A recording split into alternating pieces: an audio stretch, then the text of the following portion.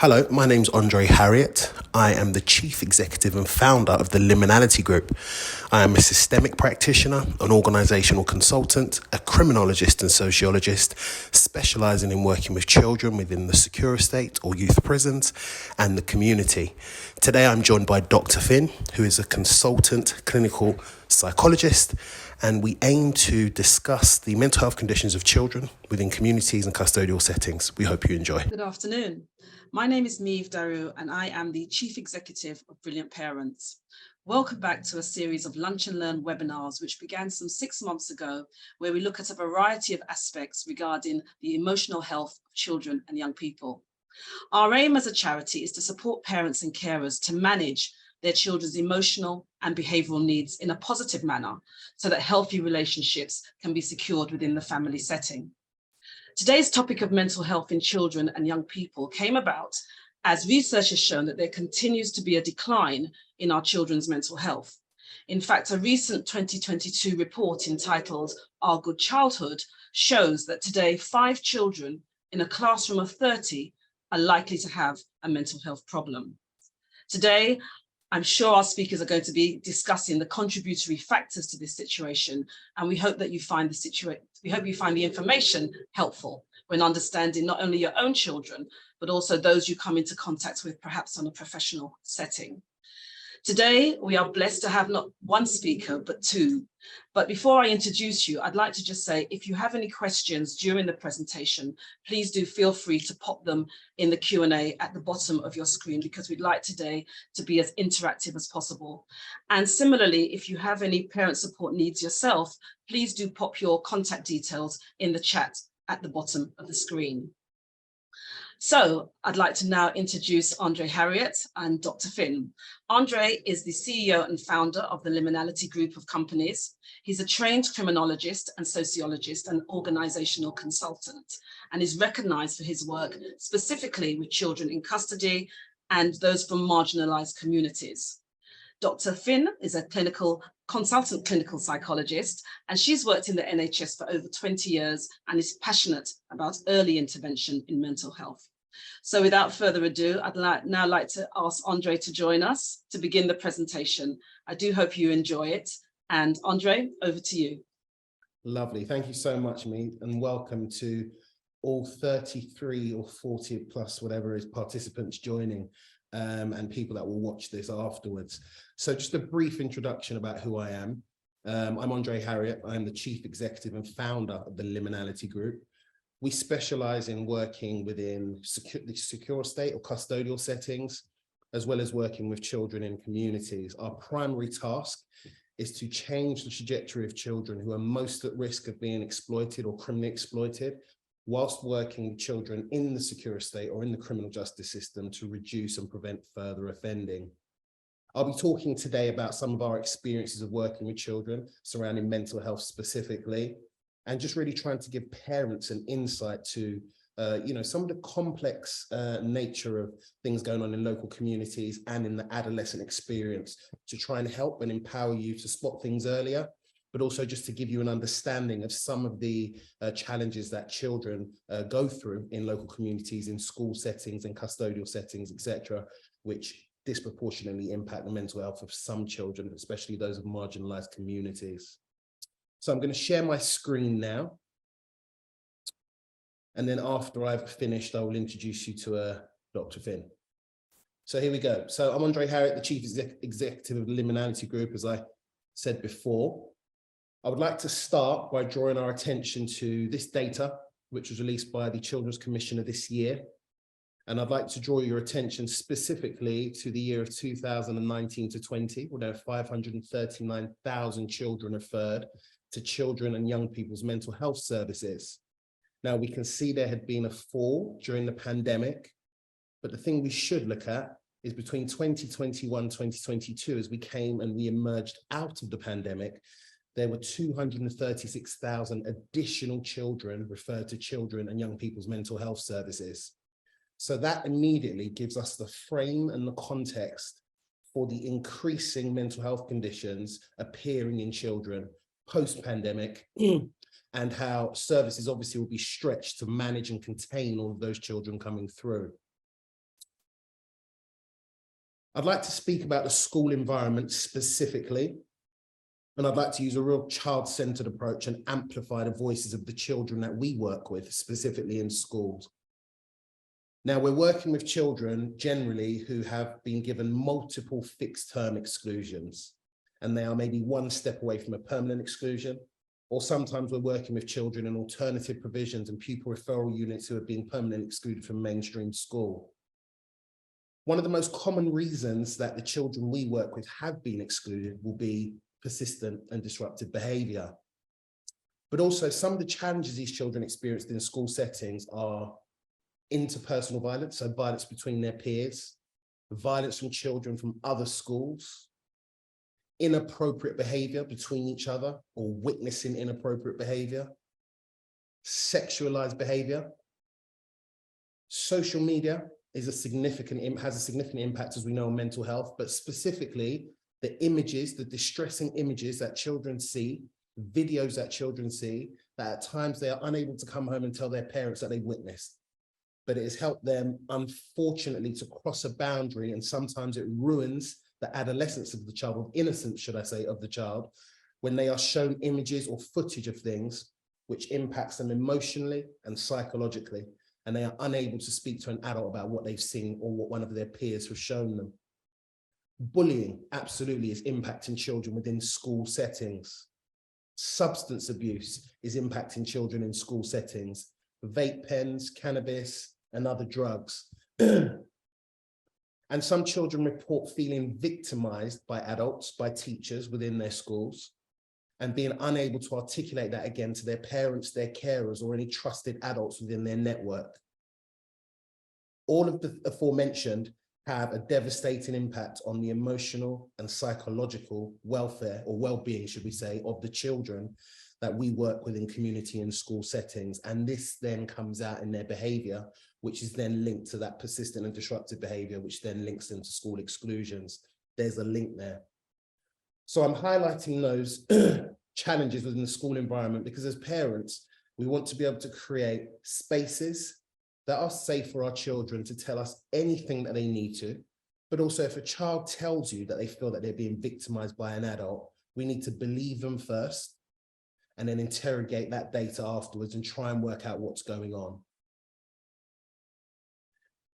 Now, children report to us that they experience racism within schools. We're thinking about children who may live in rural areas or children who live in urbanized environments. And they speak to us and they tell us that they are the recipients of unwanted projections. And I've written down here that children from minoritized communities or children who have same experiences due to the intersectional connection between race and class.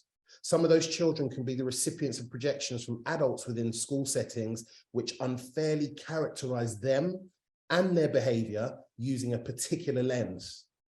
Now, these projections are both consciously and unconsciously, sometimes driven by political, social, cultural, and economic discussions about certain groups which are beyond the capacity of the child to understand.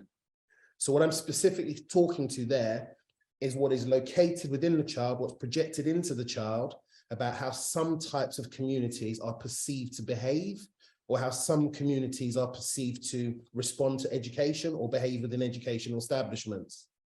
The children are too young to have the psychological capacity or the frame to be able to understand what's going on, but they internalize this feeling and they feel this and they carry this. And then again, this unfairly has an impact on how they process information, their emotional well-being, their mental health, etc. is all impacted by this and what's going on for them.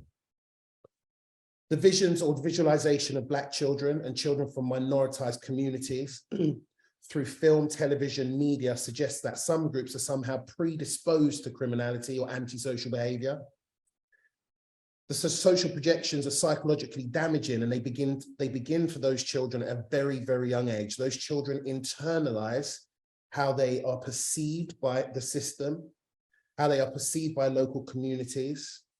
And aspirationally, sometimes they dumb down or they play down the things that they would like to achieve in their life because what's projected into them is they should be doing the basic and the minimal. These systemic and structural challenges undoubtedly have a negative impact, excuse me, on the mental health of children. We see children from mixed heritage backgrounds experiencing their own challenges from peers and within the system. Now, many experiences are located within the child's identity. So we see children of dual heritage backgrounds, particularly being increasingly represented in the data around entrance into the custodial system, into the criminal justice system. But children from dual heritage backgrounds say to us that they at times feel culturally homeless. There is a lack of professional curiosity at times into the experiences of mixed and dual heritage children. Terminology is unclear, whether they're mixed, whether they're dual heritage, whether they're biracial, multiracial, mixed race, etc. And sometimes these children, as I said, they feel culturally homeless. They may have a parent who is white, a parent who is black, a parent who is Asian, a parent who is black, etc. And sometimes they're unsure which group they fit into within the school setting. Again, this can have a devastating impact on their well-being emotionally, psychologically, how they view themselves, their identity, and this again can manifest itself in challenging behavior. Some children from dual heritage backgrounds adopt unhelpful stereotypes in their behavior, which again is projected into them by the mainstream media. Excuse me. Children experience challenges among their peers in relation to the ethnic makeup of a parenting couple. So these are just two examples of what can take place specifically within a school setting. We've worked with, over 1,000 children over the years, the majority of children who are at risk or have been permanently excluded. And what comes back to us as an organization, again, is children not having spaces to discuss this, or people telling them what they're experiencing is not right, or telling them what they're experiencing is not true. And all of these things then force some of those children into connecting with peers who have similar experiences, and they find these groups of individuals who, again, parallel experiences, which sometimes contribute to them being open to exploitation, criminality, etc., because the adults within their trusted or professional network are not listening to their experiences. They're not listening to the truth of what the child is saying. We move on to self-harm. This is important for parents, because I think the idea of self-harm really kind of is understood around self-harming, so cutting, or most extreme of ligaturing. But there are many children that we work with who self-harm in different ways. And it's important for parents to be aware of various types of self-harm, not just the most extreme. So the construction of race and class-based community identities can generate stereotypical negative assumptions held by children and projected into those children by the system, which can restrict children developing a positive self-concept. How do children from specific groups, or children as a whole, who experience oppression based upon their class or their race, how do they understand mental health, and how do they understand self-harm? As a society, we have become far more open to the idea of discussing mental health, but children, especially children from urbanized environments, still connect mental health there's a stigma when they talk about it. There's a stigma when they consider their experiences of mental health, because mental health and crazy becomes synonymous in the child's mind or in the child's peer group. If you're seeing the counselor at school, if you're working with the children at adolescent mental health services, you must be crazy. And what we as an organization do, and I'm sure Dr. Finn will speak to this, is normalize the idea of children experiencing mental health conditions, children having anxiety, depression, eating disorders, etc., etc. But there are various forms of self-harming that we need to be aware of. So yes, we have cutting, but we also have burning. We have children who scald themselves with hot water, children who may bang their heads or bang their bodies and scratch their bodies, children who may break their own bones, hair pulling or picking of their skin, self-strangulation, sticking sharp objects into their bodies, taking things that are poisonous or taking things that are poisonous or substances, doing things that will lead to other people attacking them, harming them, not letting wounds heal, and also starving themselves. So when we think about the self-harm of children, we mustn't always go to the most extreme, as I said, of looking for scars on a child's arm or scars on a child's body. A child could just be picking their hair. A child could be sticking sharp objects into their body. A child could be increasing their use of things like cannabis, vapes, cigarettes, lean, alcohol as a whole. So as parents and as communities, we must be aware of the different types of self-harming and really be speaking to your child and trying to question or inquire as to why these, you may be witnessing these things on their bodies, or why you may notice them increasing in certain types of behavior. Now, when we work with children, again, within local communities or within custodial settings, we speak about this concept of preemptive violence. And why is that important? Well, children tell us that because of the media, because of the music, because of what they experience in the system, structurally and systemically, they tell us that children like them, or children that look like them, are more likely to harm them. And what that means is that when they're in local communities, they will preempt the violence of a peer and attack first. Now, this is a distorted way of processing, interpersonal relationships. But it doesn't come just from the children, it comes from what they experience within wider society, as I've just said. The films, the images, the music, the newspapers that they're reading or the magazines they're reading, social media, obviously. It tells them that if you're a child of color, children of color are more likely to harm you. So there is an increased hypervigilance, not just in their local communities, but when they see people that look like them. That works as well for children who are white, children who are Asian, children who are from various communities. But it's really important that you understand this concept of preemptive violence in relation to mental health. That's why we see increasing numbers of children harming each other, sometimes fatally, or increasing numbers of children, local communities hurting each other and fighting, using weapons, etc. It's not the only reason, but it's one of the reasons that children share with us, that they preempt the violence of people that look like them based upon the information they're given. So to counteract that, we have to be providing spaces where we talk to our children about who they are, about people that look like them, about what their communities actually are like. And we listen to the anxieties held by some of our children, or all of our children. We don't rubbish their anxieties. We listen to the information that's being projected into them through social media and various media outlets, and we validate their voice. If they say there's a specific area or a specific time leaving school or going to an activity that they feel most vulnerable, we validate that experience and we listen to that. But we also challenge any preconceptions about children who look like them. And we question, where does that come from? Next slide.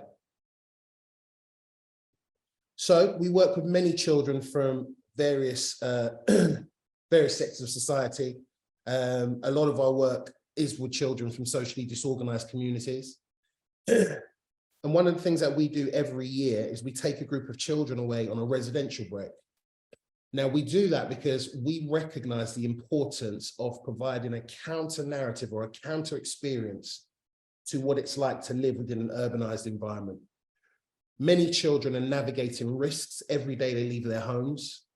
Many children are in very built up spaces, and they very rarely get to travel into the countryside to have what we call just psychological freedom. I'd like to show you a video. It's just 2 minutes, and it will show you the impact of taking children away, which we do annually, to give them relief from some of the challenges which they experience when they're home. I'm Andrez Harriott. I'm the Chief Exec of the Liminality Group. We're taking 10 children away from London, up to the Lake District, up to Scotland, all the way back down. These are the children who don't get to experience the psychological freedom that some of us take for granted. They don't get to breathe.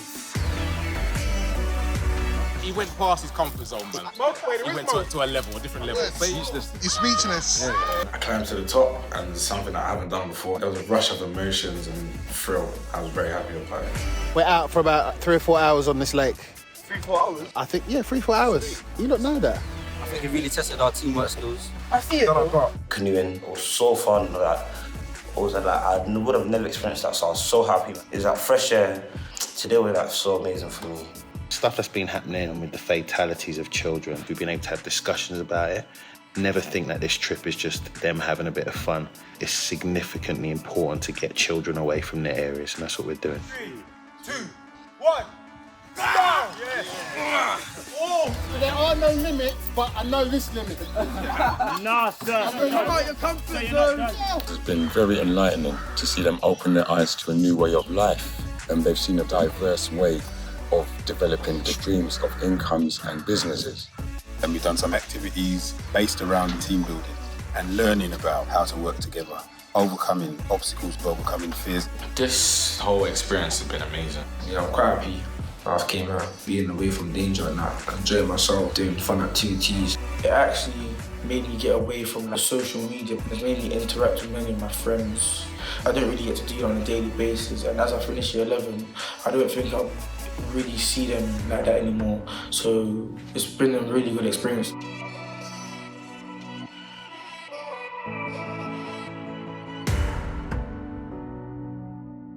So you can see there from the video that we played, this really is an incredible experience that we've been delivering for many years. Now, when we take those children away, we spend evenings with them around campfires in the residential buildings that we have them staying, and we ask them what their day-to-day life experience is, how they're feeling and what they're processing. And many of them say, I don't have a space at home to tell my family or my parents or my carers what's actually happening for me. I don't have a space to be honest. I don't have a space to talk to the challenges that I have. And when we take them to these residential places for 7 days, they get to experience pure psychological freedom, but they also articulate what's going on for them. I think myself and Dr. Finn will speak to this later, but we're really imploring parents to create these spaces and these protected spaces where children can experience the psychological relief from some of the challenges I've spoken about within school settings, within community settings. They must have an antidote consistently to living in what we call socially disorganized environments at times, or living within homes where there are various challenges going on. Next slide. I'm Andrez, Harriott. So I'd like to speak to you about the concept of the transmission of intergenerational trauma. And people speak to us all the time as an organization, and they say, what can I do to help my child? What am I doing at home that may not be right? What else can I do? How can I help? And one of the things we like to speak about is the concept of transmitting our own intergenerational traumatic experiences into our children. I'm sure we're all acutely aware of this, but we can do this consciously and unconsciously. So I'd like to just show some images of some beautiful families.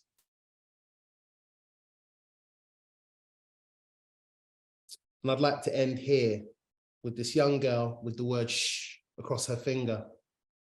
Now, so many children that we work with are asked to hold so many secrets on behalf of families.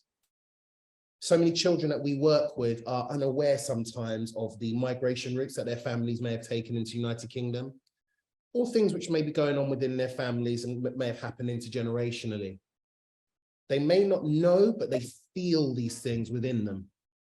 And I think it's really important as parents that we ring fence some of our own traumas and we interrogate some of our own traumas so we don't pass that on to our children. That begins with having conversations as adults, sometimes when children are not around. That begins with looking at how we were parented and ensuring that we're not transmitting some of those experiences to children. Some of the things that we probably all do consciously, but it's really important that we hold on to how do my own experiences of intergenerational trauma then manifest within the home and maybe come out in the experiences of my children. So again, we're thinking about families that may have grown up in the United Kingdom and have experienced systemic and structural challenges which impact us emotionally, physically, psychologically. We're thinking about how that's communicated to our children, our relationships with systems, with education, with the police, with social services, with mental health teams. How do we communicate our experiences and how do we try and create a clean slate for our children to experience those in a non-tainted way? obviously informing them of the challenges that can arise, but also being, not tainting their experience. Now, I'd like to touch on the concept of adultification really swiftly and then start moving towards Dr. Finn. Now, if you've not heard of the concept of adultification bias, once I read it out, you'll probably realize that many of us, especially children from marginalized communities, have been subject to this for generations. Now, it's a buzz term that's been imported from America, but it's also a term which really speaks to a bias which is held specifically for children of color, boys and girls of color, where they are viewed as less innocent and more adult-like than their peers, but that is devoid of any individualized context. So in other words, it is a bias which is not based on any evaluation of their maturity or based on an observation of individual child's behavior, but it is a presumption, a typology that is applied generally to children of color. What adultification does is it acts as a way of preventing children under the age of 18 as being seen as children. And it locates everything in them and in their behavior. It at times unfairly sees these children as culpable in their own exploitation. These boys and girls at times are victims of developmentally and inappropriate approaches to their education and their behavior. So you can have a boy who is 13 years old, but physically he may be bigger than his peers. And the lens in which he is viewed, the lens in which he is educated, the lens in which he is supported within local communities adultifies him to the age of 17, 18 plus. Neurologically, chronologically, he's a child, but the system and adults around them add age onto them and don't necessarily see the vulnerability of the individual. Now, Andre, why is that important? Well, we've spoken about school settings before. If these children are leaving home and these are their experiences on a daily basis, what kind of impact do you think this is having on their emotional and their mental well-being? These are the things that we're experiencing in our work on a day-to-day basis. So please take that concept there, put it into Google, have a look yourself, do some reading up on it. But it's really important that you understand the process that takes place consciously and unconsciously towards some children from minoritized backgrounds, where they are adultified beyond the age they actually are. Now, I'd like to touch on the custodial environment, and then we are starting to move towards the end where I can hand over. We work with many children on a day-to-day basis who are serving anything from 4 months to life sentences. Custodial environments have a particular devastating impact on the psychological well-being of children. They are artificial places, so they're not real places. And there are many incredible staff that do incredible work, but a child is being removed from their family, from their community, because of the risk they pose to other people, because of the offense they've committed. But again, it has a devastating impact on their mental health. Now, one of the most prevalent conditions that we experience in our work, in my team, will be complex trauma. And complex trauma, the UK Trauma Council defines complex trauma as traumatic experiences involving multiple events with interpersonal threats during childhood or adolescence. Now, I know Dr. Finn will be talking about adverse childhood experiences in a while, but I'd just like to touch on some of the experiences that children in custody who we work with have told us they've been through. Now, some of these experiences are obviously abuse, neglect, interpersonal violence between their peers, people who were once friends have now become enemies, community violence, living in communities where there's a legacy of violence, racism, discrimination, and families that have fled countries where there's been war. Now, these experiences have several key features. Firstly, they typically arise within the context of a child's relationship. Secondly, they occur during child development with important implications for their potential impact. And finally, they are chronic and they are repeated. So we're talking about complex trauma. So chronic and repeated experiences of trauma, consistent. That can be the loss of a friend. We have so many children in local communities now, and it's not good to say when we were younger. I know a lot of adults do that, but children now within local communities will know of somebody who's been harmed fatally. If they were not there and witnessed it, they've heard it, through community discussions. They've witnessed it sometimes through social media. These children sometimes are coming from homes where there's challenges going on. They're coming from homes where there may not be enough finances to support. Some of these children are navigating risk day to day. Some of these children have been victims of horrific attacks themselves or being bullied constantly. I'm saying all of this because when you group all of these traumatic experiences together, they have to come out somehow, and it manifests sometimes in their behavior. Now, life sentences for children. I'd like you to consider in my closing the children that we work with who rightfully so have been convicted for very serious offences and are handed life sentences from the age of 13, 14, 15 upwards. Many of these children will not return home until their very late 20s, early 30s, and sometimes beyond. As an organisation, we support them through the judicial justice process. We always help them and ensure that they recognise, excuse me, the harm they have caused and ensure they take responsibility for their actions. But I would like you now to hold in mind and have a think about the psychological, emotional, and physical impact on children once they're arrested, being at the police station and charged, when they appear in court, when they're remanded to custody in some cases, when they go to trial in some cases, and then when they're sentenced. When a child is under the age of 18 and they're told they will serve 22 years of their life in custody, obviously it has a devastating impact on their mental health. And as an organisation, we work with clinicians within the health and emotional wellbeing teams in custodial institutions to try and support those children through that, to try and ensure they're getting the right diagnosis, the right treatment, etc. But I'm wrapping up here because there is a link here between what happens in schools and local communities, children being unable to articulate what's going on for them, children not having access to residentials and the types of the program that I showed you, the video I showed you, children holding all of this inside their bodies and in their minds, and then it coming out in their behavior, which can be deemed as persistent and disruptive and contribute to school exclusions. It can come out in their behavior with violence between peers, violence to parents, violence to family members, violence to siblings. And ultimately, it can lead to a child taking the life of another child. We have to create spaces where adults are doing their own research around mental health, but also creating spaces where children can be so honest with you about what is going on for them and what they're experiencing, and we validate what they're experiencing. We start from a position of this is true, and then we interrogate it afterwards and try and get the data to support that, as opposed to saying, I don't believe you. So, in closing, I'd like to welcome Dr. Finn in a second, Dr. Finn Williams. She's a consultant clinical psychologist from In Mind Partners.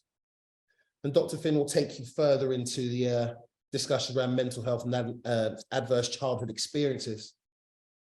But as I said in closing, for me, this has been about making links between community and school settings and the work that we do in custodial settings. The mental health conditions now that are impacting children have been unfairly placed upon them as we emerge out of the pandemic, but also social media and their experience in their local communities that are compounding these mental health conditions more than they ever have. And that really speaks to the first slide that I showed you, where we have had 236,000 more children accessing children and young people mental health services. Be aware of what your child is going through, do your own research, and validate their experiences. I'd like to close there. I'll stop sharing, and I would like to ask Dr. Finn to join us now. Hi, Dr. Finn, how are you? Hi, thanks for having me. It's really lovely to join you all. No problem. So I will close now, and then I will rejoin you, Dr. Finn, at the end for us to take some questions. Okay, fab. Okay, just while I get my slides sorted out, I just wanted to also say, as you've heard, I'm a consultant clinical psychologist. I work both in private practice and the NHS, and I also lecture at Oxford University. I'm also a parent, and I think that's really important to preface in this.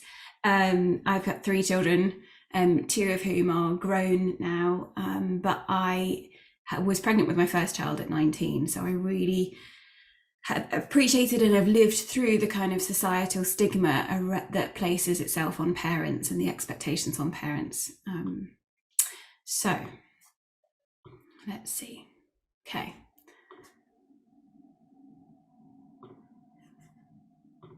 Okay.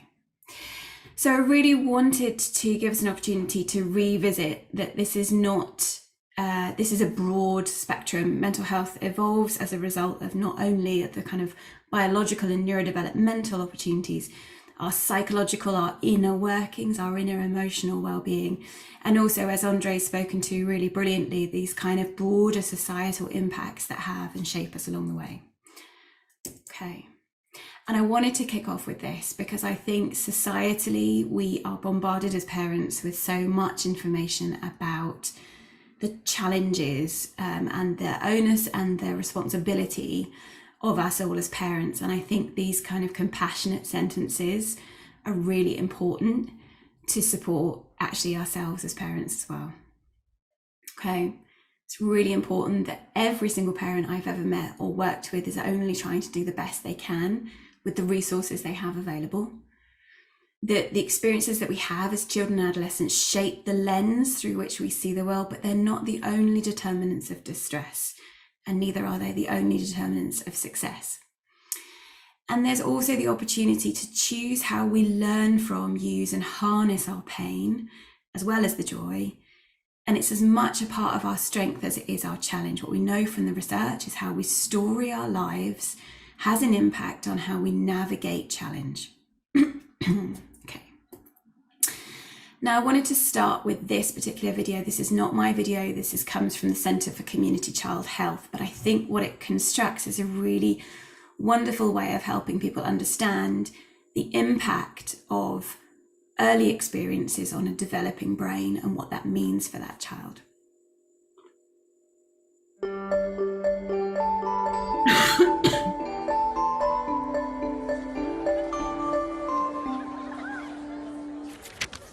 Science tells us that the experiences we have in the first years of our lives actually affect the physical architecture of the developing brain. This means that brains aren't just born, they're also built over time based on our experiences.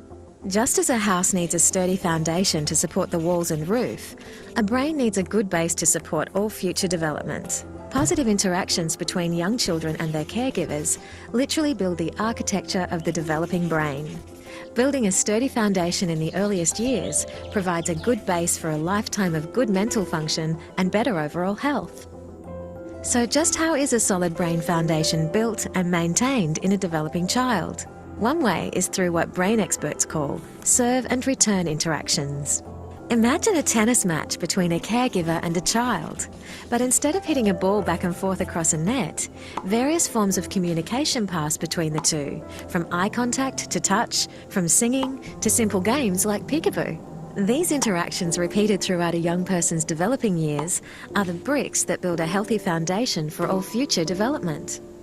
But another kind of childhood experience shapes brain development too, and that's stress. Good kinds of stress, like meeting new people or studying for a test, are healthy for development because they prepare kids to cope with future challenges. Another kind of stress, called toxic stress, is bad for brain development. If a child is exposed to serious ongoing hardships like abuse and neglect, and he has no other caregiver in his life to provide support, the basic structures of his developing brain may be damaged. Without a sturdy foundation to properly support future development, he is at risk for a lifetime of health problems, development issues, even addiction. It's possible to fix some of the damage of toxic stress later on, but it's easier, more effective, and less expensive to build solid brain architecture in the first place. One of the things that sturdy brain architecture supports is the development of basic emotional and social skills, an important group of skills that scientists call executive function and self-regulation can be thought of like air traffic control in the child's mental airspace. Think of a young child's brain as the control tower at a busy airport. All those planes landing and taking off, and all of the support systems on the ground simultaneously demand the controller's attention to avoid a crash. It's the same with a young child learning to pay attention, plan ahead and remember, and follow rules.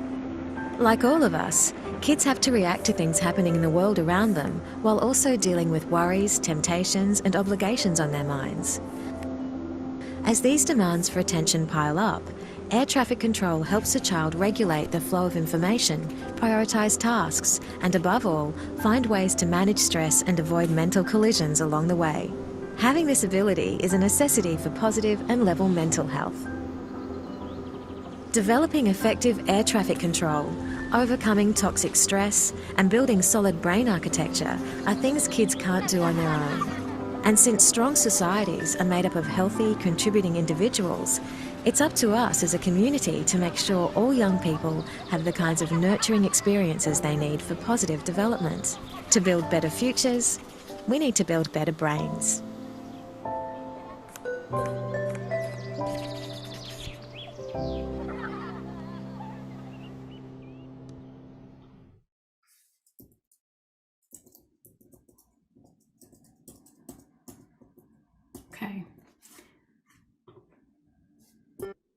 Okay, so what that video started talking to was some of what we might see around adverse childhood experiences. So adverse childhood experiences from the young mind talk about that actually these are highly stressful and potentially traumatic events or situations that occur during childhood and adolescence. They can be a single event or prolonged events or prolonged threats to and breaches of the young person's safety, security, trust, or bodily integrity. So at the beginning of that video, it talked about how the impact of toxic levels of stress that might be as a result of adverse childhood experiences can really shape the neurodevelopment of a young person.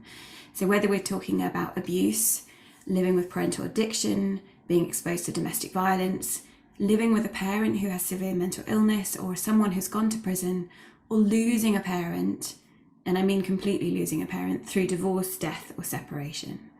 Those are all considered adverse childhood experiences that would be kind of create a vulnerability for young people. Oh. Okay.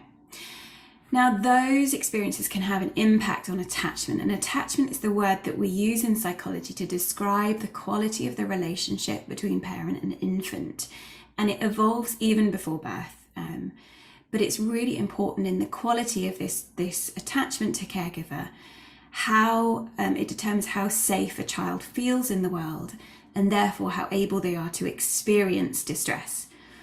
So 65% of the global population have secure attachments, okay? So that's the vast majority of us. And that comes from a basis of it creates a situation where a young person grows up feeling I'm okay, you're okay, the world is safe, I can explore, and if I need support, I can return to you to ask for it. Now, the other 35% of the global population have insecure attachments, and this is a less of a sense of safety, and this is generally because there has been inconsistencies in the availability of caregiving or consistent unavailability of a caregiver. So a child either feels as though I'm okay, you're not okay if you've been unavailable for me, and as a result I downplay my emotional experience, I down-regulate my need, my want for need and support, and I don't ask, I'm more independent and self-reliant. If there's been inconsistent unavailability, so sometimes a parent can respond sensitively to what's needed and other times they're not, then a child learns to upregulate their experience of distress and be able to communicate more and more frequently, because the law of averages says if I communicate more and more frequently, you will be able to respond to me some of that time. Now, I don't want you to feel as though this is all about perfect parenting. Good enough parenting is as little in the research as much as kind of 30% of being able to match sensitively to the right responses.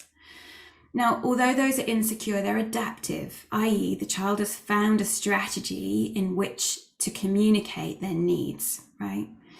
Unfortunately, there are about 15% of children who develop an attachment style that is actually a reflection of early abuse, when a caregiver is both a source of comfort and fear. And in that sense, there is no strategy to communicate distress. And then this is the most common attachment pattern that we see in people who go on to develop personality disorders and offending behavior. because the opportunity to experience distress, communicate it, and gain support for it there is no strategy for that. Okay. So how is that linked to mental health? So as I started to sort of talk about, what we see in the research is that insecure attachment patterns are associated with a number of mental health conditions, and this research is still evolving to understand the mechanisms behind it. But we feel like it's actually both because of the impact on our ability to experience distress. So some people are very self-reliant if they have not experienced availability of care.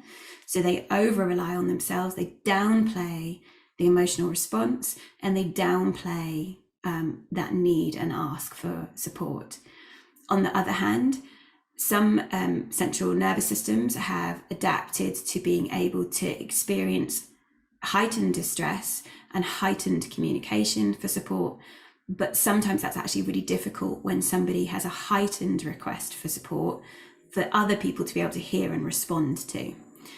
So both of those patternings, and the one that evolves as a result of abuse where there is no strategy, actually create real difficulties in young people's ability to gain connection and support. There's also a growing body of evidence that actually an insecure attachment patterns are also associated with less ability to bring our soothing system online, right? So as we evolve a central nervous system that responds or reacts to perception of threat, we need to be able to access a soothing system in order to be able to respond to both calming ourselves down, but not reacting to the situation in ways that might push people away. So without a reliable and accessible soothing system, we can react to that physiological arousal in ways that disrupt our opportunities for connection and support. Now, what you'll see linked all the way through these links and associations with poorer mental health is a lack of opportunity to develop good connections and good support systems. So those are the kind of fundamentals. Okay. So if I move on to kind of common mental health presentations in childhood, anxiety and depression are probably overwhelmingly the most common mental health conditions we see through childhood and adolescence. Now, what I haven't put in here, which I would just like to speak to, is that 50% of all adult mental health problems start before the age of 14, and 75% of all adult mental health problems start below the age of 25. So this is so important that we get in early and we support young people around communicating and experiencing distress. So as I was talking about in relation to adverse childhood experiences, but also other difficulties that kind of create a reaction in our central nervous system because of a perception of threat that we all experience differently. Our central nervous systems and this physiological arousal is what we call anxiety.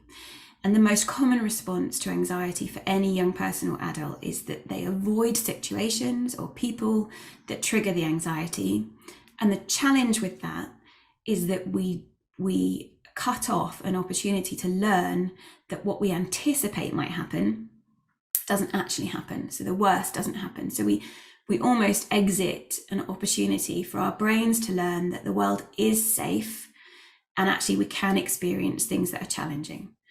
And this is what we tend to see in anxiety, and different anxieties tend to come through differently in developmental terms. So with young children, we see a lot of a separation anxiety, which is based on a belief of bad things will happen if I'm away from my caregiver. We also see kind of specific anxieties coming through, so things like phobias, anxieties around specific situations. We see a lot of school phobia, which actually, when you unpack that, can be more associated with difficult experiences of a learning environment that creates that sense of threat. And then as children grow up into adolescence and their relationships with peers are much more important, so from sort of 12 upwards, we see a lot more social anxiety, which is a fear of judgment from others. As anxiety gets to its more severe end, we can see this manifested in things like obsessive compulsive disorder, where we engage in behaviors that we feel will prevent bad things from happening in quite ritualistic ways.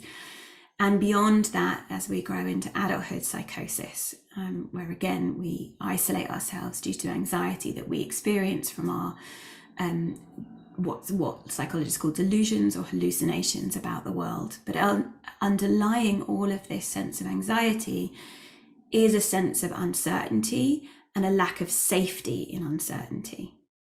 Okay. Depression. So this often happens in a comorbid, so what we see as an association with anxiety, and can result as a result of a sense of hopelessness about self, hopelessness about others in their lives and the future. And as we start to feel this kind of disconnect, we tend to isolate and withdraw from both our social connections and the activities that we used to enjoy. We experience a sense of exhaustion, which then demotivates us further. And this withdrawal maintains the experience of a kind of less rewarding life and can worsen depression. Now, we tend not to see so much of depression under the age of 12. There is a very small amount, like 3%, and 6% above 12. Because it relies on a young person to think about thinking, it's a metacognitive process to be able to reflect on their life.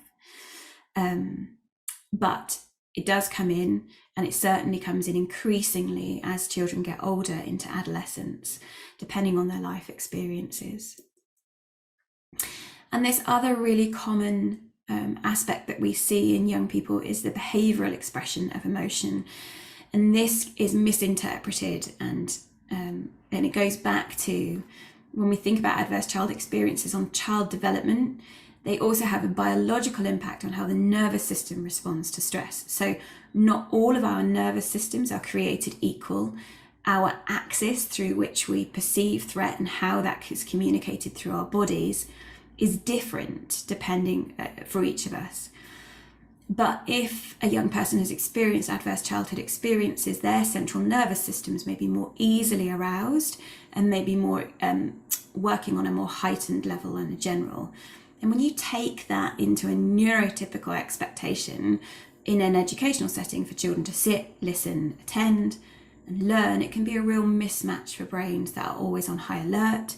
They're always busy. They're lacking in that natural dopamine production, and they need to move. So when we go back to that brain story video, the air traffic control, the ability to organize information flow and respond to it, is disrupted, and that's around their emotional regulation is also a reflection of that disruption. So in the context of peer and teacher criticism or expectation, young people can react through their behaviour, which they subsequently attract the label of bad rather than sad. So I would always say, be really curious about what you see as behaviour and what you judge as bad behaviour, because when we take a step back and we unpack it, quite often what you'll find underneath it is a sense of anxiety, fear, anger. All of these sort of responses are the brain's, the kind of physiological response to threat, ultimately. Okay. So I also wanted to talk a little bit, and Andrez already started to cover this as well, around the impact of societal expectations of males versus females. Oh, terrible spelling in there. So we are generally socially more accepting of internalized expression of emotions in females, so girls crying or being sad, and we're more accepting societally of externalizing expression of emotion in males. So males are more acceptable to be angry than females are, except when we see communities of global majority where society can view anger in young Black males as dangerous. And that's a really important thing to be talking about consciously with our children, about how we judge other people's expression of emotion, because societally we have reduced the opportunity for young males to experience and communicate sadness rather than madness, like anger madness. And we also, when we have young females expressing anger, they can be labeled as crazy. So we need to move away from these gendered societal norms around the expression of emotion and be really curious about it. So how to help?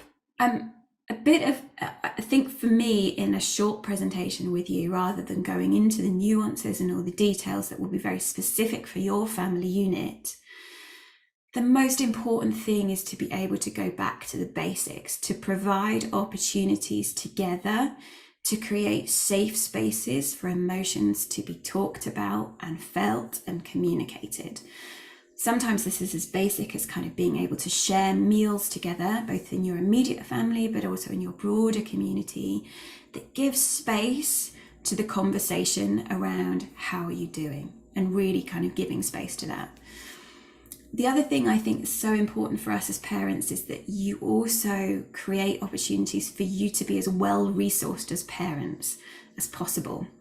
And what I mean by resources, just the basic things like good sleep, food, balance in your life wherever possible, because your child will rely on you to be well regulated emotionally in order to respond sensitively to their communications. When we are stressed, burnt out, overstretched, under-resourced, we make it almost impossible for ourselves to respond to somebody else's distress in anything other than that sends a message of, I can't listen right now. I have too much of my own stretch, okay?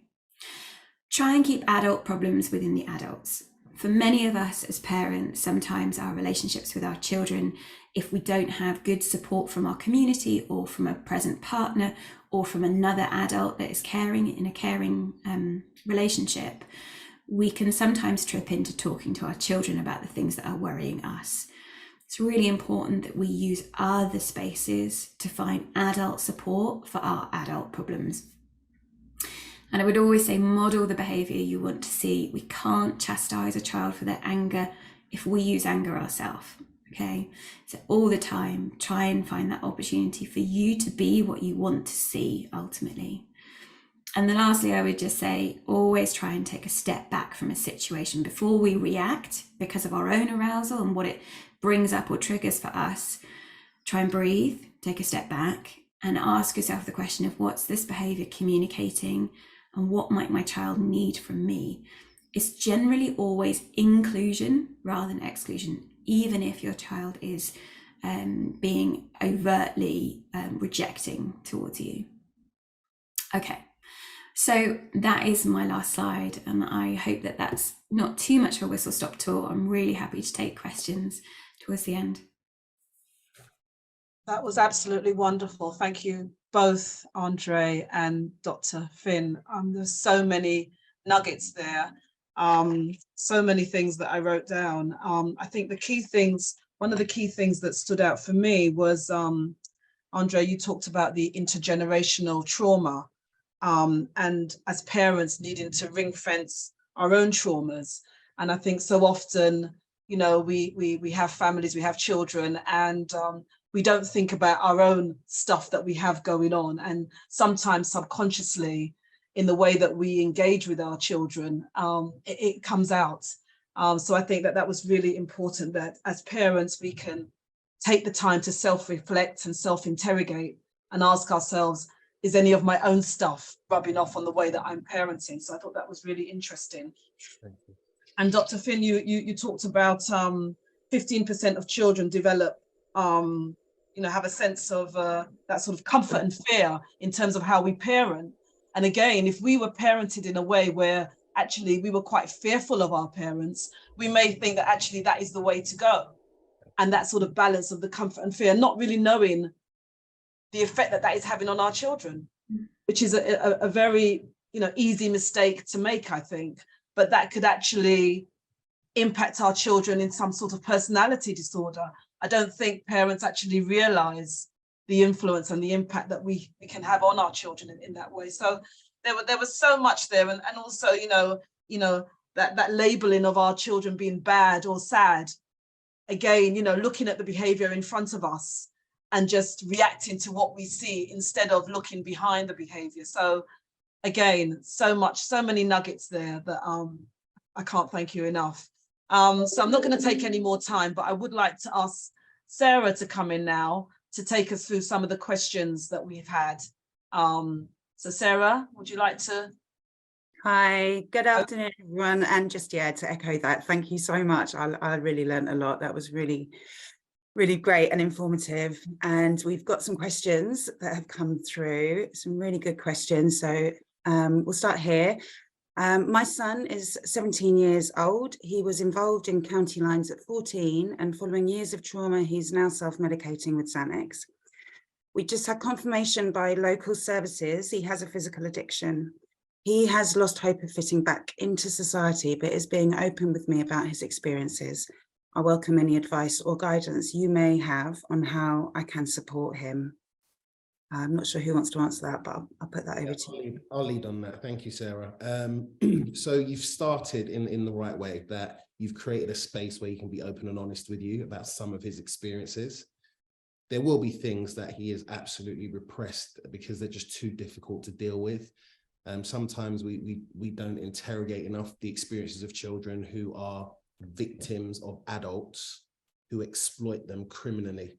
There are things which happen in these homes where they may sell drugs from, or things that happen in these areas that they've been exploited in, where they have been physically, sexually, emotionally, psychologically abused by the people that have exploited them, and some things they just cannot speak about. And the self-medicating is just a consequence of that experience, right? But I think as a parent, you're doing the best thing that you can, which is by creating a space for him when he's ready to start speaking about those experiences and naming his own reality. I think you want to be mindful of specific dates as you speak more and more to him. Maybe the date that he first became exploited, dates of peers who may have been harmed fatally. You may travel to places in the UK, and that may re-traumatize him. Certain car journeys that he may have taken, train journeys he may have taken when he was going out into these places. So I think you're doing the best thing, which is having an open dialogue about what's happened with him. Work with services to try and pull him away from the addiction to Xanax, obviously. But this is going to be a journey, because whatever happened, it happened in a very condensed period, but it will have a emotional and psychological impact for many, many years to come, because there are some horrific things which happen. So you're doing the best thing. You've created a space, and keep having that dialogue.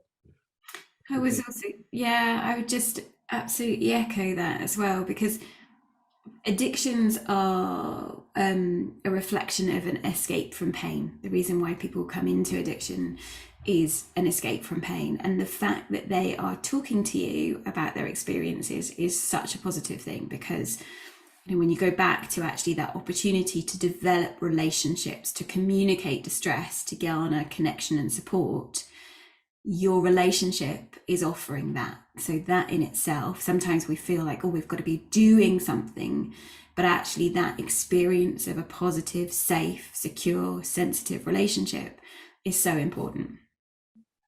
And that there's a line there, Sarah, I just wanted to pick up on, where it says he's lost hope in fitting back into society. I often say that the society we live in is unwell anyway. So let's not locate it all in him, right? What we need to be thinking about, do you have extended family or wider network where he may be able to go for some months, whether it's internationally or whether it's somewhere else in the UK, and he can get away from some of the things that are familiar to him? So maybe lean into some of those things, but also help him to understand that which you probably are, he's so valuable and has so much to give to society. So we want to start unpicking the things that make him unique and special, and just give him time. He will reintegrate. Give him time. Really great advice. Thank you. Okay, and thank you for the person that sent that in. Okay, I've heard that parents can affect their children's mental health without even knowing it. What's one thing that I should be doing to improve my child's mental health as a parent, and one thing I should not be doing? Shall I lead on this one? Okay. I love questions about the one thing. So if there is one thing that I would say that we need to do as a parent, is stay present. We are so busy. We're all so busy in today's society. Stretches between work, media, friends, social, it is a real stretch. But if you can create those spaces that are protected in the day, that is a routine, that is a kind of way of saying, I am here, and there is no phones, there is no other distractions, and I am completely present in this moment with you, your child will learn that there is a space in which they can express the challenges that they're experiencing. So that's what I would always say, create those present moments without distractions. One thing I should not be doing, I'm going to come at this from a compassionate position, actually. I think as parents, I meet so many parents who put so much pressure on themselves and berate themselves so much about their own feeling of being unable to give their child differently to what they received as children themselves. And I think that internalized voice is a really self-critical one, and it has impact on your ability, as any of our abilities as a parent, to be present in that moment. So if we continue to be self-critical about ourselves as parents, we are going to feel more easily triggered by something our child is doing in their behavior and then not feel able to kind of respond to it very well. So I would say be really kind to yourself. Ultimately, give yourself permission not to get it right all the time, but to want to come at it from a position of, I'm going to continue to return to being present. I'm going to continue. Tomorrow is another day. I am absolutely here. So I would say, yeah, kindness, big one. Beautiful. Thank you. My daughter goes missing 3 or 4 times a week. Every time I report her missing to the police, she is vulnerable and is self-harming, and we suspect that she is being groomed. We have multiple services involved. My daughter is not engaging, and I'm massively overwhelmed for not knowing how to get through to her and keep her safe. Okay, so yeah, I'll speak to this, and Dr. Finn can pick up as well if she'd like to. So we've had, numerous experiences over the years of children going missing, boys and girls, and, repeatedly throughout weeks. Sometimes the children we work with disappear for months on end. You've done the right thing. Report her to the police at all times. I spoke to you about the process of adultification. It's really important that she's held in mind as a child, and regardless of if the police get annoyed with phone calls, you constantly hold the system accountable and inform the system when she's missing. If she is self-harming, you suspect that she's being groomed. Again, there are parts of your local authority. I'm more than happy to speak to you offline if you get in touch with Brilliant Parents and provide some real tangible links to people maybe in your local council or local area who can do some work with her. She needs somebody within her network, a professional within her network who understands what's going on for her. Sometimes as parents, you only have a capacity to know so much and do so much. There are things she's experienced, again, similar to the young man we mentioned before, that she may not want to discuss with you. So you want to find somebody in that mentoring role, somebody who has expertise in exploitation, sexual exploitation, criminal exploitation, who can speak directly to what's going on for her. You need to work out, is she being groomed by an individual, by a group, by a gang, by an organized crime network? There are different levels. You need to understand, she needs to understand that this is not her fault. This is not something that has happened because of her behavior. This has happened to her. Somebody would have noticed very early on that there were signs within her where they could exploit her. So she needs to know this is not her fault. And you need to constantly create spaces where no matter where she goes or what she does, she can always return back home to that safe space. In whatever distressed state that she's in, she always knows that she can come back. Keep informing services, as I've said. Hold the services accountable, because sometimes services, and I include our organization, that we can be reactionary after the fact. We want to save her. We want to save her life. We don't want her to get into a situation where she could be, she could become a mother too early in a wrong situation. And we don't want her to go through, further exploitation in criminally or sexually, etc. So you're doing the right things by having services involved, but keep that space you have with her as that safe place that she can always come back to. Keep working on it, keep working on it. She's just it's in a moment. She's in a zone at the moment. And it's similar to somebody being held hostage. If you think about that, she's being held hostage by people, not just physically, but psychologically. And that's going to take some time to break. Great, thank you for that. I'm really hearing about having that sort of, making the home somewhere they want to come home to. And in a stressful situation where you are constantly worried and you could become reactive, it could be easy that that doesn't become the space. So it's really important, isn't it, to really work at that. I'd also say, Sarah, respectfully, the home may not be the place that she wants to return to. Right. I don't know the full situation, but the home may be something that's triggering as well. Oh, so yeah. The safe space doesn't always need to be the home, but there needs to be a safe place that she can return to near her family, her parents, her network, etc. But please get in touch with Brilliant Parents if you want to talk offline more about that. Yeah. Okay. My son is 11 and he's missing school, smoking, getting in trouble in class when he is there. He doesn't come home but stays out late and is rude and showing signs of aggression. Although he's not lashed out at me, I feel like it's going to happen soon. He's been let down a lot and I can see all the anger in him and it scares me and I think it scares him too. Yeah. Dr. Finn, would you like to? And then I can as well. Yeah. It's just heartbreaking, isn't it, to read? I mean, I don't know the layers underneath this and the context, but I'm imagining that he's had various experiences of exclusion or rejection, either in a school environment or in a social environment or other things, that he feels like he's not had those connections, he's not had that understanding, or perhaps he's not felt able to kind of express it in a way that other people can hear. So again, when we go back to this kind of gendered stereotypes around how people express emotions, we tend to see that boys are much more externalizing because that's what we seem to be more acceptable, but in a way it's seen as kind of bad behavior rather than kind of sad or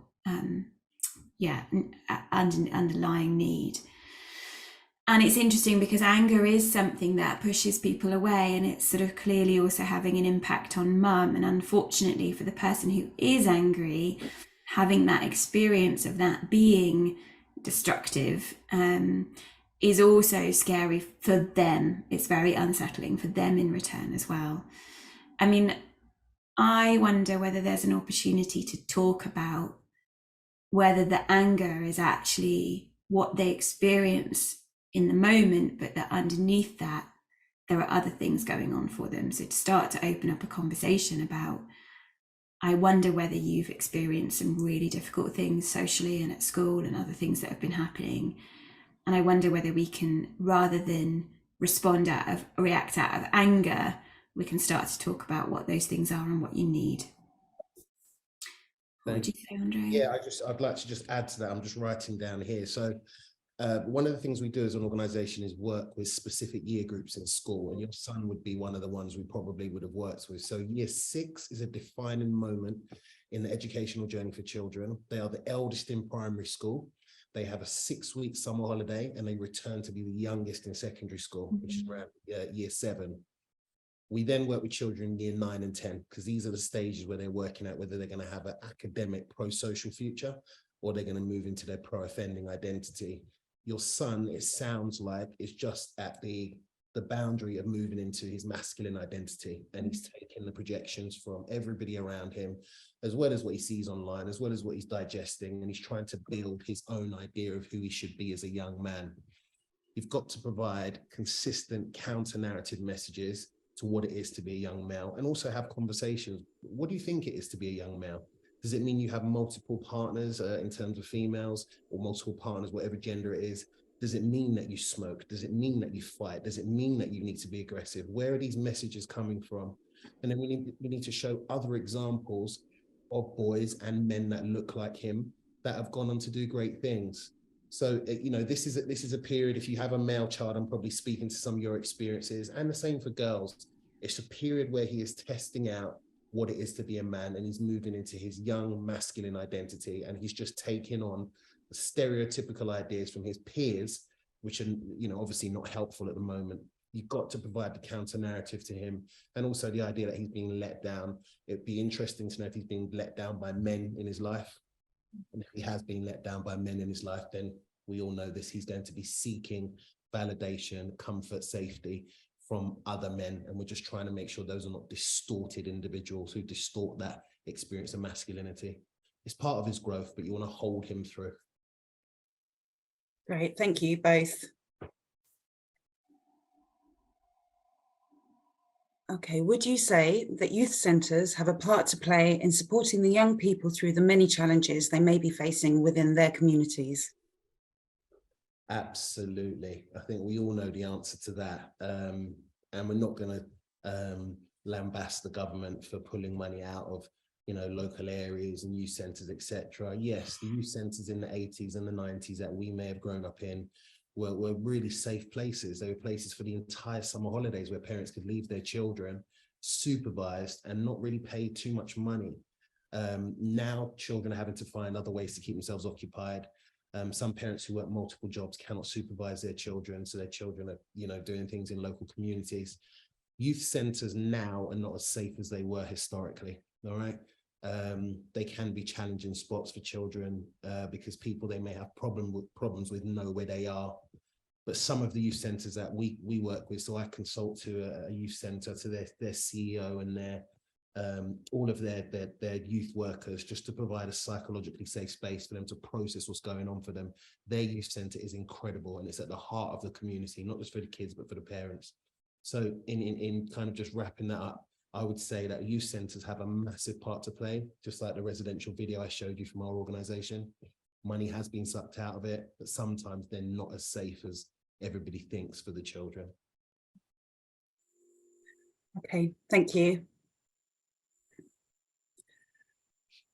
Could this be tailored for social workers who work with children in the foster care system? And I think, to give some context, they mean around the information that's been delivered today. So with regards to almost like training for social workers. Yeah, absolutely. So again, another part of what the Liminality Group do, we work with youth justice teams or youth justice services nationally, and focus on specific areas around mental health, areas around disproportionality, helping organizations to think about being anti-racist in their approach with each other and with children from diverse backgrounds. So absolutely, this is something that we already do, and I'm sure Dr. Finn, goes out and consults to different people or speaks to different organizations. So yeah, it can be packaged, absolutely. And I would just add to that, the brain story video. So there is a group at Oxford University who are researching whether this, as a kind of package of understanding and a language that can be used across multiple agencies, basically, to understand the impact of adverse childhood experiences on the neuropsychological development for young people. So there is some research going on at the moment about how, if this was trained in social work, in the police systems, in lots of other multi-agencies, as a way of understanding the impact of that, whether that then has an impact on the broader system about how they respond to young people who are coming through these different kind of channels. Absolutely. Okay, thank you. Pleasure. How closely do you work with the parents of the children you engage with, and what barriers in engagement have you found when working with families? I think that's you probably, Andre. No problem. So yeah, so we work with parents in community and custodial context. So in community context, some of the barriers can be English not being a first language. And what that does is it means that sometimes parents are unable to understand the systems that their children are in. They're unable to challenge the systems or to get the right support from the systems because they may be hugely suspicious about what the system is trying to do to them as a family or their child. But we do work with parents in communities to try and facilitate conversations between the child and the child's behavior, what's going on with the family at the time or the parent, and to try and keep those channels of communication open.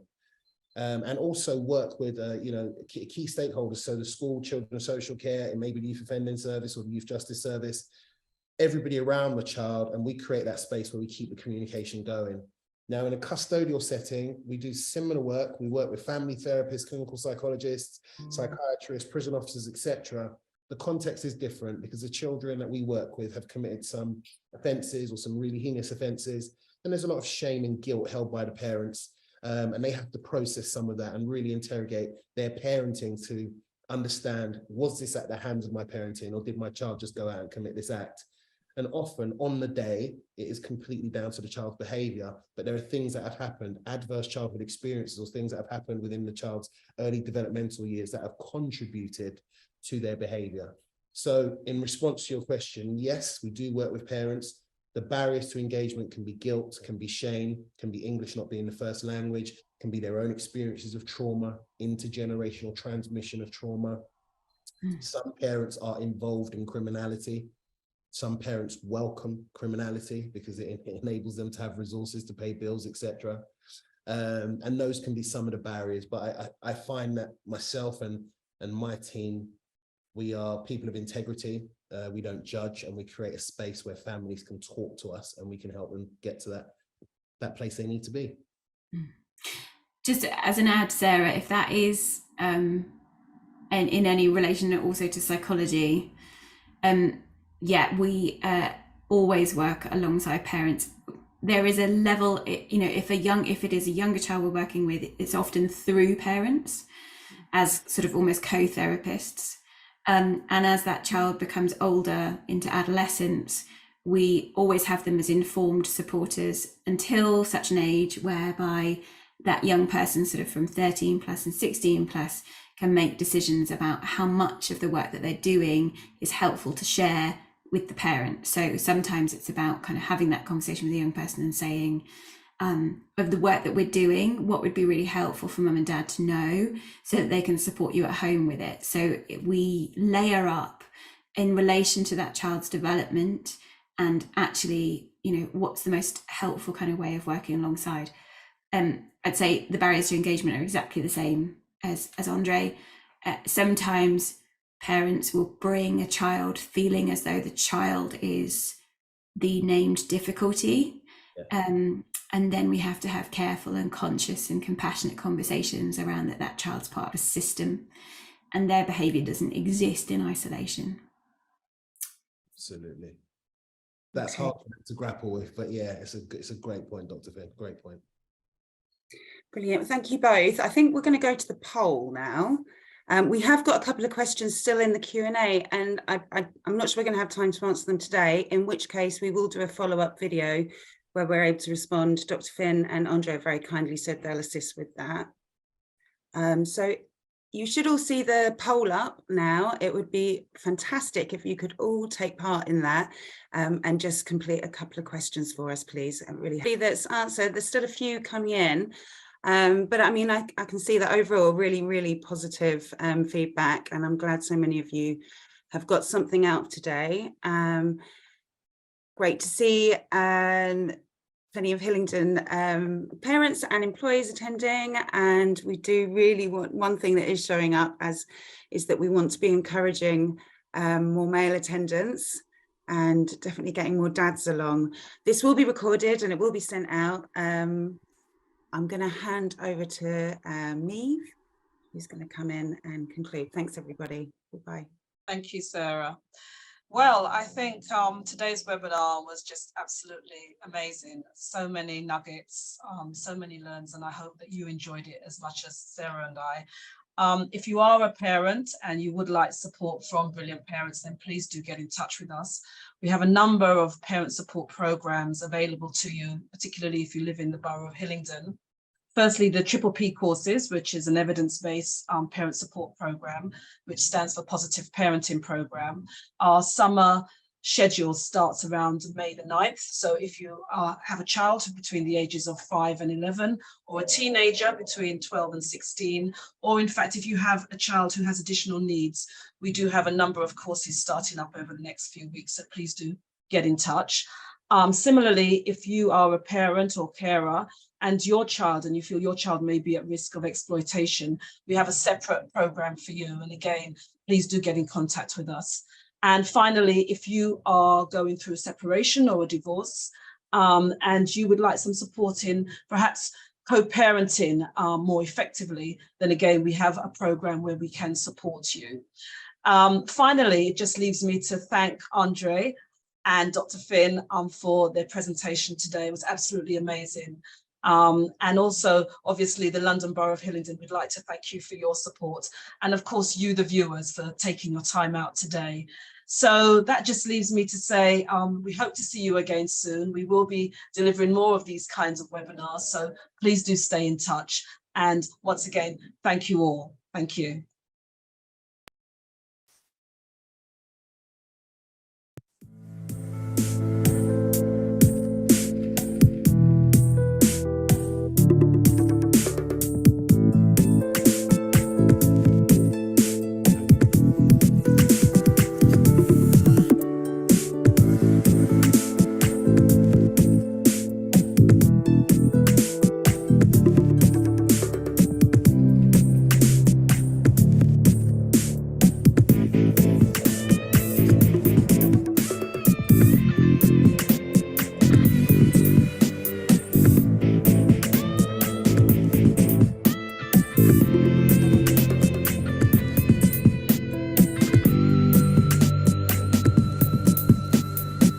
you.